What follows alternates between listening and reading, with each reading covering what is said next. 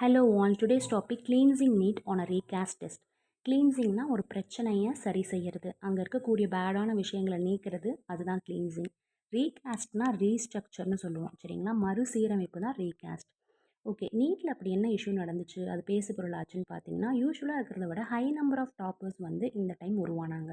அதுக்கான காரணம் என்ன அப்படின்னு சொல்லி பார்க்கும்பொழுது, ஃபிசிக்ஸ் சப்ஜெக்டில் இருக்கக்கூடிய ஒரு கொஸ்டினுக்கு ராங் ஆன்சர் ப்ரொவைட் பண்ண 44 ஸ்டூடெண்ட்ஸ்க்குமே வந்து மார்க்ஸ் வந்து ப்ரொவைட் பண்ணியிருக்காங்க நேஷ்னல் டெஸ்டிங் ஏஜென்சி. எதனால அப்படின்னா, என்சிஆர்டியில் 2021 வரைக்குமே அந்த சிலபஸில் அந்த ஆன்சர் தான் இருந்துச்சு, என்சிஆர்டி சிலபஸில், சரிங்களா? ஸோ அதனால் மார்க்ஸ் வந்து ப்ரொவைட் பண்ணப்பட்டிருக்கு. ஸோ இப்போ அது ரெடியூஸ் ஆகி டோட்டல் டாப்பர்ஸ் வந்து மொத்தம் 61 இருந்தாங்க. இந்த 44 பீப்புளுக்குமே அந்த மார்க்கை கட் பண்ணி 17 டாப்பர்ஸாக இப்போ உருவாயிருக்காங்க. இது சுப்ரீம் கோர்ட்டோட இன்டர்வென்ஷன். சுப்ரீம் கோர்ட் தலையிட்டு டெல்லி ஐஐடி ப்ரொஃபஷனல்ஸ்கிட்ட கவுன்சில் பண்ணப்பட்டதுக்கு அப்புறமா இந்த மார்க் ரெடியூஸ் ஆகி 17 டாப்பர்ஸாக வந்திருக்காங்க. ஸோ 23 லட்சம் மாணவர்கள் பார்ட்டிசிபேட் பண்ண ஒரு எக்ஸாமை கேன்சல் பண்ணுறங்கிறது முடியாத விஷயம். ஸோ இது வந்து பார்த்திங்கன்னா ரிவைஸ் பண்ணப்பட்டிருக்கு. அந்த மார்க்ஸ் வந்து ரெடியூஸ் ஆகி திரும்பவும் வந்து பார்த்திங்கன்னா பட்டியலுக்கு வரும், ஓகேங்களா? கவுன்சிலிங்க்கு வரும். இதுதான் இங்கே மென்ஷன் பண்ணியிருக்காங்க. இந்த ராங் ஆன்சரை 4 லட்சம் மாணவர்கள் வந்து மார்க் பண்ணியிருக்காங்க, என்சிஆர்டி சிலபஸ் ஃபாலோ பண்ணதை. ஸோ இந்த ஒரு இஷ்யூவை அட்ரஸ் பண்ணியிருக்காங்க. இன் ஃபியூச்சரில் நீட் வந்து இந்த மாதிரியான தவறுகள் வந்து செய்யக்கூடாது அப்படிங்கிற நோக்கிலையும் பேசியிருக்காங்க. Not in order on the Kanwar Yatra. Kanwar யாத்ராங்கிறது சிவபக்தர்கள் மேற்கொள்ளக்கூடிய ஒரு யாத்திரை, சரிங்களா? அதனுடைய ரூட்ஸில் அவங்க போகிற வழியில் இருக்கக்கூடிய கடைகளில் இந்த யூபி, உத்தரகண்ட், மத்திய பிரதேஷ் கவர்மெண்ட் என்ன சொல்கிறாங்கன்னா, உங்களுடைய பெயர்கள், ஓனருடைய பெயர்கள் வந்து கட்டாயமாக வந்து டிஸ்பிளே பண்ணணும்னு சொல்லி சொன்னாங்க. இதுக்கு சுப்ரீம் கோர்ட் தடை வைத்ததோடு மட்டும் இல்லாமல் கம்மிங் ஃப்ரைடேக்குள்ளே ஆன்சர் பண்ணணும் இந்த கவர்மெண்ட்ஸ் இதுக்கு அப்படின்னு சொல்லியிருக்காங்க. இது வந்து பார்த்திங்கன்னா கம்யூனல் என்மிட்டியை தான் வளர்க்கும், சரிங்களா? ஸோ இது தேவையில்லாத ஒரு விஷயம் அப்படிங்கிற நோட்டில் பேசியிருக்காங்க. இந்தியா செக்யூலர் கண்ட்ரிங்கிறதையும் இது வந்து கொஷனபிளாக இருக்குது இந்த மாதிரி பண்ணுறது அப்படிங்கிறத சொல்லியிருக்காங்க. மோஸ்ட்லி அங்கே வந்து முஸ்லீம்களும் அதில் பார்ட்டிசிபேட் பண்ணுறாங்க அப்படிங்கும் பொழுது, ஸோ அந்த பெயர் பலகை எதுக்காக அங்கே வைக்க சொல்கிறாங்க அப்படிங்கிறது கம்யூனல் என்மிட்டியை உருவாக்க தான் அப்படிங்கிற நோக்கில் தான் சுப்ரீம் கோர்ட் இதை பார்க்குறாங்க. நெக்ஸ்ட் ஒன் ப்ராமினென்ட் அப்படின்னா இம்பார்ட்டண்ட், ஃபேமஸாக இருக்கிறது, அதுதான் வந்து ப்ராமினென்ட். Important, famous. ஓகே, ஒரு ப்ரொமோ அப்படிங்கிறது வந்து பார்த்தீங்கன்னா ஒரு மினிட்லேயே வந்து இம்பார்ட்டண்ட்டாகவும் ஃபேமஸாகவும் மாறிடும், ஞாபகம் வச்சுக்கோங்க. இதுதான் அதுக்கான க்ளூ. அன்டன், ரீடன், இந்த ரெண்டுக்கும் மீனிங் என்னென்னு பார்த்துடலாம். அன்டன் அப்படின்னா ஓப்பனாக இருக்கிறது, சரிங்களா? டைப் பண்ணப்படாமல் இருக்கிறது தான் அண்டன், சரிங்களா? சில நேரங்களில் நீங்கள் செய்யாத ஒரு விஷயத்தையும் அண்டன் தான் சொல்லுவோம். ஓப்பனாக இருக்கிறது நாட் டன், நம்ம செய்யாத ஒரு விஷயத்தையுமே அண்டன்னு சொல்லுவோம். ரீடன் அப்படின்னா திரும்ப செய்யறது, டூ அகெயின், அதே மாதிரி டிஃப்ரெண்ட்டாக செய்யறது, ரெண்டுமே வந்து அண்டன், ரீடன், ஓகேங்களா? ஸோ நெக்ஸ்ட் வேர்ட் சாகா அப்படிங்கிறது வந்து பார்த்திங்கன்னா சீரியஸான ஈவெண்ட்ஸ், ஓகேங்களா? லாங் ஸ்டோரியாக இருக்கக்கூடியது தான் வந்து சாகா, ஓகேங்களா? இதுக்கு சாவே கிடையாது அப்படிங்கிற மாதிரி நீங்கள் வச்சுக்கோங்க, சாகாமல் இருக்கும். So long event, series of ஈவெண்ட்ஸ்னு சொல்லி ஃபிக்ஸ் பண்ணிக்கோங்க. எக்ஸிபிட் அப்படின்னா சான்றாக காட்டுறது, ஆவணம், சான்றாவணம்னு சொல்லுவோம் இல்லையா, அதுதான் வந்து எக்ஸிபிட். அதாவது அவங்களோட நேமை எக்ஸிபிட் பண்ணணும் அப்படின்னு சொன்னாங்க, அதை தான் இந்த இடத்துல வேர்ட் வந்து யூஸ் பண்ணியிருக்காங்க. ஸோ எக்ஸிபிஷன் அப்படின்னு சொல்கிறோம். ஸோ சான்றாக ஒரு பொருட்களை எல்லாம் நம்ம காமிக்கிறோம் இல்லையா, அதுதான் வந்து எக்ஸிபிஷன்.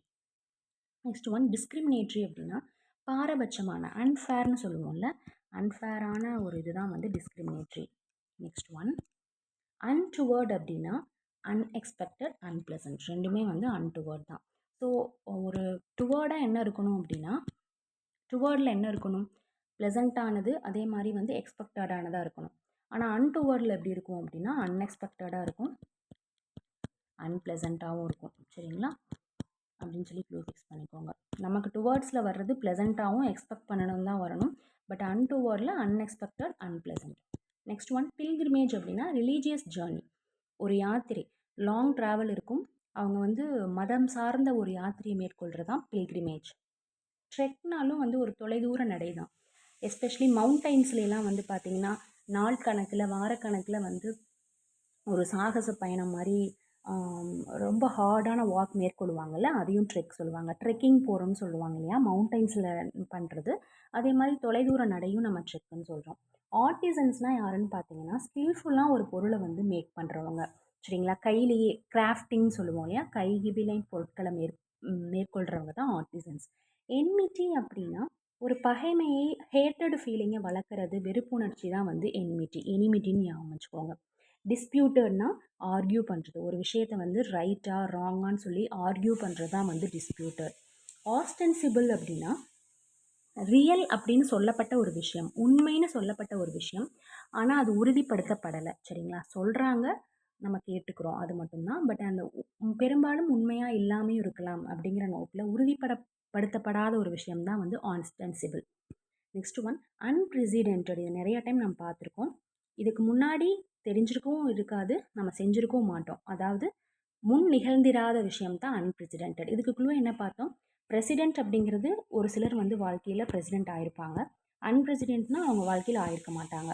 ஸோ அது முன் நிகழ்ந்திராத விஷயம் அப்படின்னு சொல்லி குழு ஃபிக்ஸ் பண்ணிக்கோங்க. விட்டியேட்டட் அப்படின்னா ஸ்பாயில் பண்ணுறது, இம்பேர்.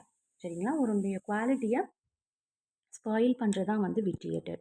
இம்பர்சனேஷன் அப்படின்னா ஒரு பர்சன் மாதிரியே பாசாங்கு செய்கிறது. சரிங்களா? இப்போ இந்த நீட் எக்ஸாமுக்கு சொல்கிறதுக்காக தான் இதை சொல்லியிருக்காங்க.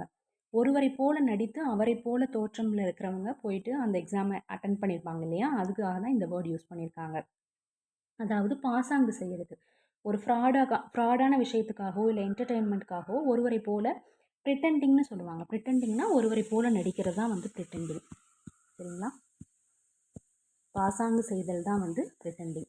நெக்ஸ்ட் ஒன், இப்போ இதுதான் ட்ரெண்டிங்னு ஞாபகம் வச்சுக்கோங்க. ஸ்ட்ரிங் அப்படின்னா சீரியஸ் ஆஃப் ஈவெண்ட்ஸ் தான் வந்து ஸ்ட்ரிங். ரோப்பில் வந்து நம்ம ஒரு திங்ஸ் எல்லாம் வந்து கோர்க்குறோம் இல்லையா? அதையும் ஸ்ட்ரிங்குன்னு சொல்லுவோம். சீரியஸாக வரிசையாக நடக்கக்கூடிய தொடர் நிகழ்வுகளையும் ஸ்ட்ரிங்குன்னு சொல்லுவோம். டயல் டவுன் அப்படின்னா ரெடியூஸ் ஆகிறது தான் வந்து டயல் டவுன். சரிங்களா? ரெடியூஸ் ஆகிறது தான் dial down. Become reduce or நம்ம ரெடியூஸ் பண்ணுறது, இல்லை அதுவாகவே ரெடியூஸ் ஆகிறது. வயபிள் அப்படின்னா செய்ய முடியும் அப்படிங்கிற ஒரு விஷயம், அது சக்ஸஸ்ஃபுல்லாகவும் முடியுங்கிற ஒரு நம்பிக்கை. சரிங்களா? It can be done and it can be done successfully. இதுதான் வந்து வயபிள். நெக்ஸ்ட் ஒன், ஸ்ட்ரீம்ஸ் அப்படின்னா ஒரு ஸ்மால் ரிவரை சொல்லலாம், கண்டினியூஸ் ஃப்ளோவை சொல்லலாம், மூமெண்ட் ஆஃப் லிக்விடையும் வந்து கண்டினியூஸ் ஃப்ளோ இருக்கு இல்லையா? அதையும் சொல்லலாம். அதே மாதிரி லார்ஜ் அமௌண்ட்டில் வந்து ஒரு இருக்குது அப்படின்னா அதையும் நம்ம வந்து ஸ்ட்ரீம்ஸ்ன்னு சொல்லுவோம். சரிங்களா? ஒரு ஸ்மால் ரிவரை வந்து ஸ்ட்ரீம்ஸ்ன்னு சொல்லுவோம். அதில் இருக்கக்கூடிய கண்டினியூஸான ஃப்ளோ அதையும் நம்ம ஸ்ட்ரீம்ஸ்ன்னு சொல்லுவோம். அதே மாதிரி ஒரு மூமெண்ட் ஆஃப் லிக்விட் லார்ஜ் அமௌண்ட்டில் வந்து இருக்குதுன்னு வச்சுக்கோங்களேன், அதையும் வந்து லார்ஜ் அமௌண்ட் ஆஃப் லிக்விட் வந்து மூமெண்ட்டில் இருக்குது அப்படின்னா அதையுமே ஸ்ட்ரீம்ஸ்ன்னு சொல்லுவோம். சரிங்களா? ஸோ ஒரு ரிவர் எடுத்துக்கலாம், கண்டினியூஸ் ஃப்ளோ, லார்ஜ் அமௌண்ட் வந்து மூமெண்ட்டில் இருக்கிறதையும் நம்ம வந்து ஸ்ட்ரீம்ஸ்ன்னு சொல்லுவோம். ஓடைகள் அப்படின்னு பொதுவாக எடுத்துக்கலாம். ரீஓரியன்டிங் அப்படின்னா ஒரு ஃபோக்கஸை டைரக்ஷனை மாற்றுறது. சரிங்களா? இந்த ஓரியன்டேஷன் அப்படிங்கிறது அதனுடைய நோக்கம், அதனுடைய டைரக்ஷன். ரீஓரியன்டிங் அப்படின்னா அதை மாற்றுறது தான் ரீஓரியன்டிங். சரிங்களா? நெக்ஸ்ட் ஒன், அன்விண்ட் அப்படின்னா என்னென்னு பார்த்துடலாம். அன்விண்ட் அப்படின்னா அன்வின் த ஸ்பூல் அப்படின்னு சொல்லுவாங்க. அன்வின் த ஸ்பூல் அப்படின்னா ஒரு சுற்றுக்கட்டை பிரிக்கிறது. சரிங்களா? ஒரு பிரச்சனையினுடைய முடிச்சுக்களை அவிழ்க்கிறது தான் அன்வின் த ஸ்பூல்னு சொல்லுவோம். இதை நான் ப்ரெசன்டேஷனில் எடுத்துகிட்டு வரல, சாரி. ஸோ அன்வின் த ஸ்பூல். அன்வின்னா ஒன்றை பிரிக்கிறது, ஸ்பூல்னா வந்து பார்த்தீங்கன்னா ஒரு நூல்கண்டு அப்படிங்கிற மாதிரி எடுத்துக்கலாம். ஸோ அன்வின் த ஸ்பூல் அப்படின்னா அந்த மர்ம முடிச்சுகளை அவிக்கிறது தான் வந்து இந்த இடத்துல அன்வின் த ஸ்பூல்னு சொல்லியிருக்காங்க. ஓகேங்களா? அதே மாதிரி அன்விண்டுக்கு இன்னொரு மீனிங் இருக்குது. ஒரு ஹார்ட் ஒர்க்குக்கு அப்புறமா எடுத்துக்கக்கூடிய ஒரு ரிலாக்ஸேஷனையும் அன்விண்டுன்னு சொல்லுவோம். சரிங்களா?